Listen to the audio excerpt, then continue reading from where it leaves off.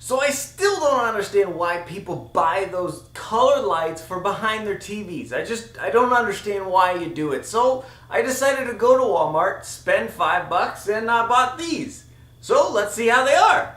Hello, you wonderful people. Welcome back to the Gross Tech Show. My name is Josh, and as you can see, we're not in the studio. We're actually on vacation, but I wanted to get this video up for you guys to give you some information. So apologize for the audio if it doesn't sound great, if it doesn't look lighting wise, but bear that in mind. So let's just get into the video. So I'm serious. I literally don't understand why people buy these LED colored light strip to put around their LCD screens that are on the wall or wherever on their TV back behind it to light up while they're watching movies, TV shows, or anything. Maybe if the TV is off, okay, then you wouldn't have to really, it wouldn't be a distraction, but to me, those lights become a distraction while I'm trying to watch the show or the movie or anything like that. And yeah, some of them might go to the music maybe, but I just feel like it's not supposed to be there. Alright, so here it is, the $5 up to 65-inch television size LED RGB strip that they sell at Walmart. And for $5 I figured, why not try, see what it's all about, see, how good is $5 RGB LEDs from Walmart. So we plugged them in here. It comes with a little remote, an IR, and if we turn them on, they're pretty good. Not too bad, I have to say. You can turn them, this is green, I can do a red, I can do blue, maybe blue, and tons of other different colors. So if you are getting these RGB light strips that you have behind your TV, make sure you get one that has a remote. And the reason why I say that is because of it being an IR sensor.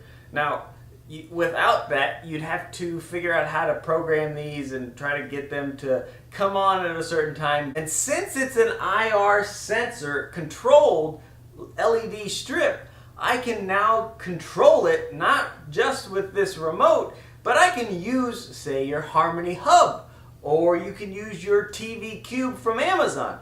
And that's where I think these things would come in really amazing reason to have such a cheap set of RGBs, okay? Yes, do we all like color lights? I get that. But I still, as an accent light, okay. But as, like I said, during a TV show, I don't want to see this going on while I'm trying to watch a TV show. It's just something that's not going to work for me. But if I can control these and turn them on and off, or have them set to come on at a certain time, or just be able to say, hey, turn on my TV, and these come on automatically, then that is where and why I think these come in so handy, are really nice, because they are the cheap, dumb, RGB lights, but you can integrate them with your smart home tech.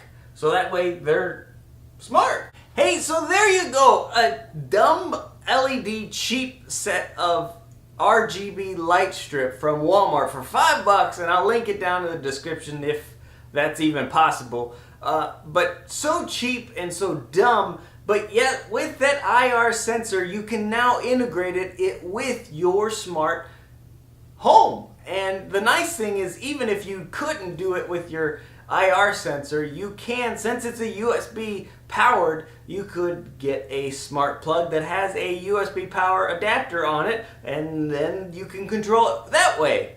So remember, when you're looking for some smart lights, don't forget that you don't always have to buy the Philips Hue or the smart expensive bulbs or the expensive lights.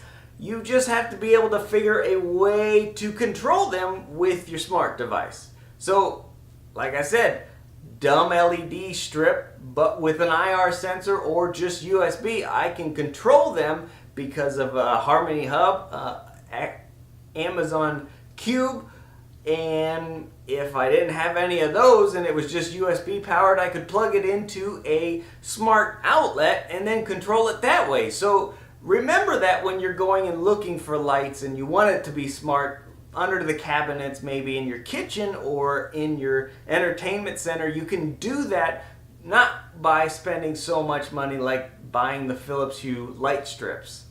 Hey, so that is the episode. Thank you so much for watching the Gross Tech Show. My name is Josh. Again, don't forget to subscribe to the channel, and remember, you don't always have to buy the smart, expensive stuff to make it smart. You could also buy the cheaper stuff, integrate it with your smart plugs or smart outlets, and then it can be a smart device without killing your wallet. So make sure you remember that. Again, make sure you're subscribed to get more tips and things like that.